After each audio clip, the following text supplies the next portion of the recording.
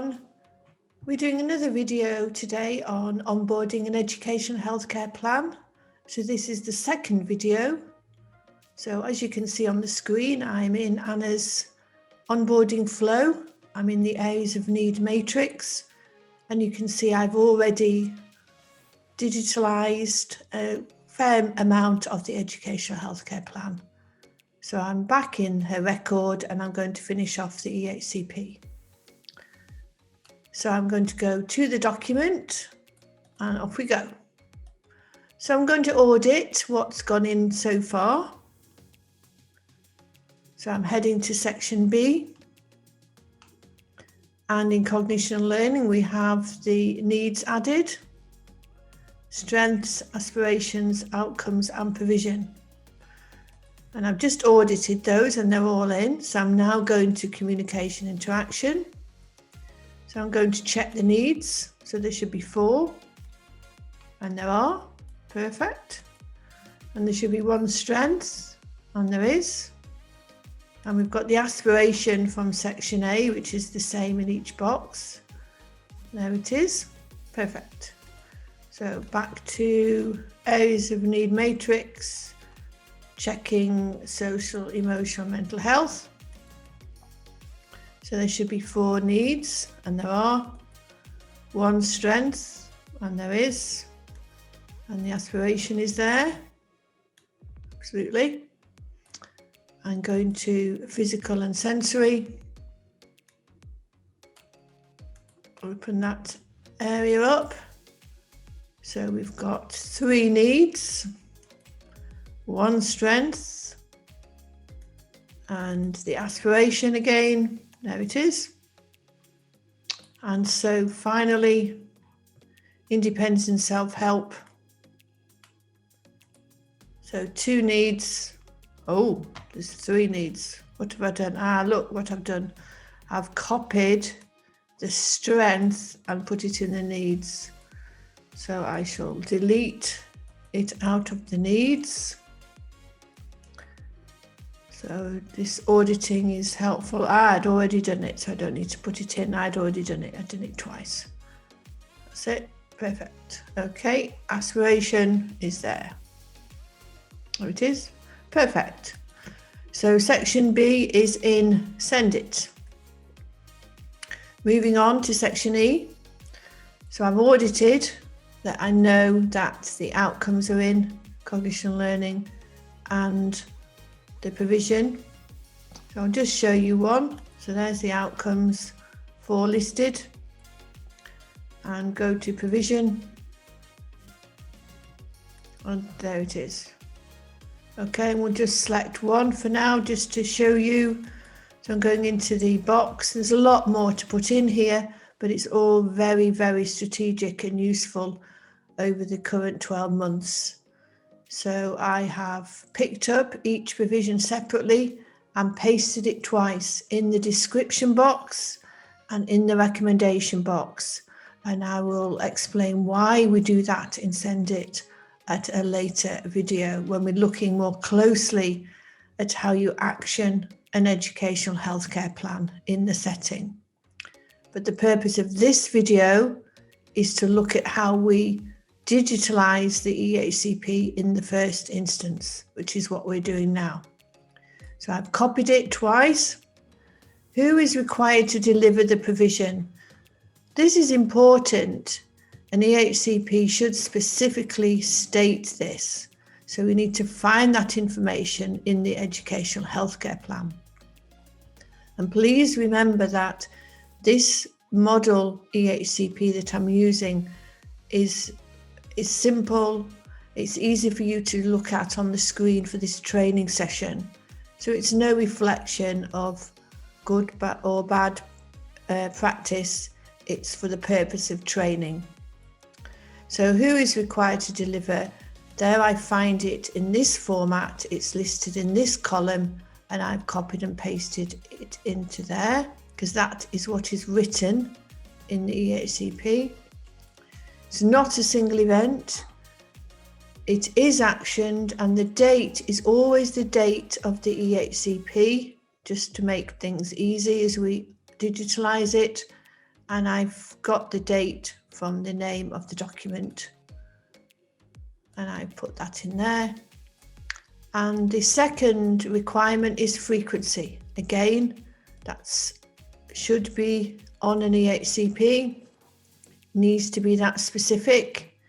Very good use of co-production can make sure these details are excellent and reflect, good practice. So I picked up 3 times weekly there. So that is what is written. And then finally, I'm ticking off the needs, just like an EHCP links the needs in section B with section E and F. That's what SENDit does. So you associate the provision by clicking these little squares, click all the way down the needs.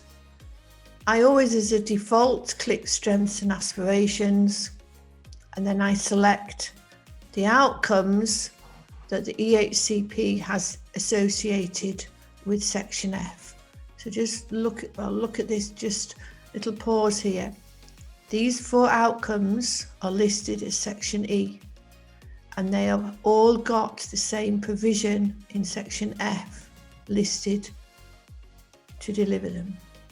So I have selected all 4, and I will submit. So to demonstrate that, I'm going to move back to the areas of need, and we're going to look at any provision that is red, and then I can onboard that and show you. So communication, interaction, I need to be doing the outcomes for there. That's areas of need. And there isn't anything in there.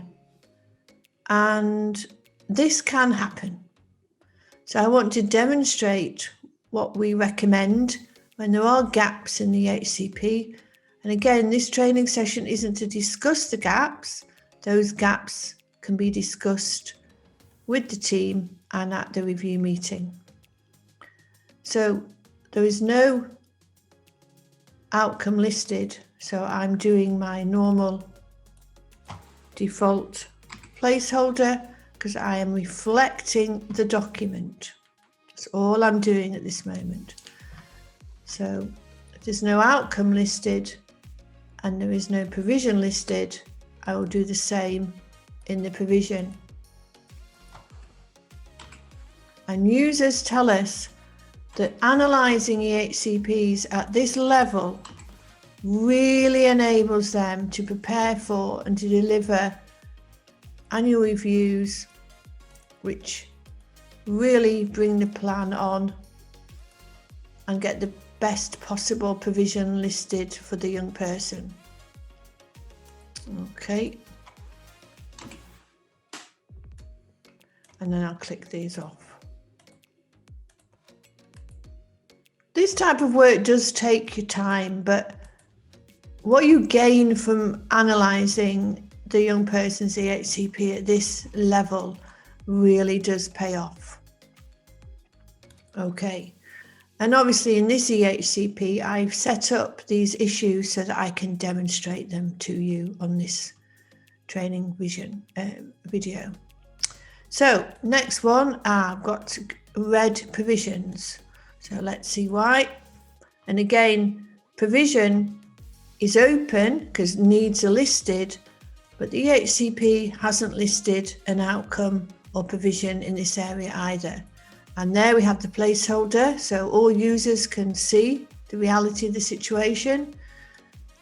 And so there shouldn't be provision listed.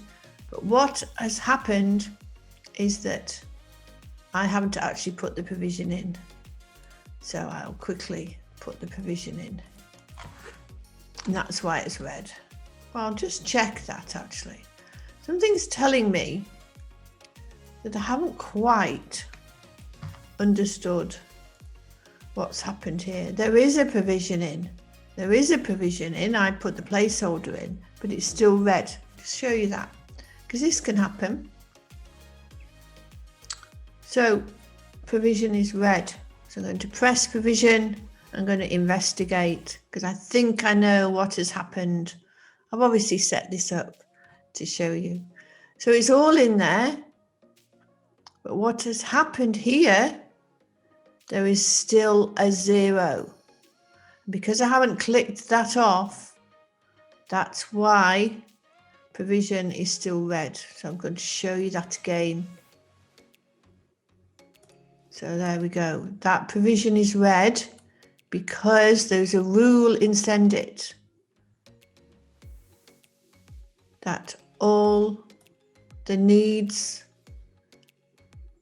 and strengths, aspirations and outcome need to be associated to a provision, because that's exactly what an EHCP is doing. So I'm going to click that off, submit it. That was a mistake I made. And now let's have a look. And there we go. The provision is now green. So that's all sorted. So 2 more to do.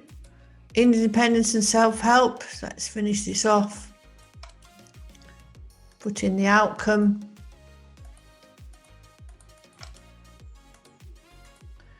And for the sake of this training session, there was also another gap there in case I needed to demonstrate that to you again. But I think you know what I would do here. Putting in my placeholder.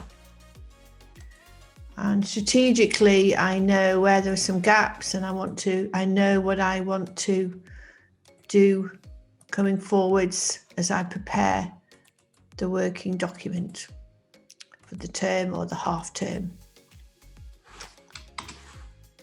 And I am putting the EHCP in as well. She's a new student, but I'm really beginning to understand her needs, as well as the transition work that I've been doing. So there we go. So the areas of need should be all green now, and it is. So I'm going to press next, but I'm going to leave that video here because we've completed the matrix. The majority of the EHCP is in, and I'll return to this in video number 3 when we'll be looking at how you move the plan into the student record. So a bit of a longer video, but I hope it was useful. See you in the next video.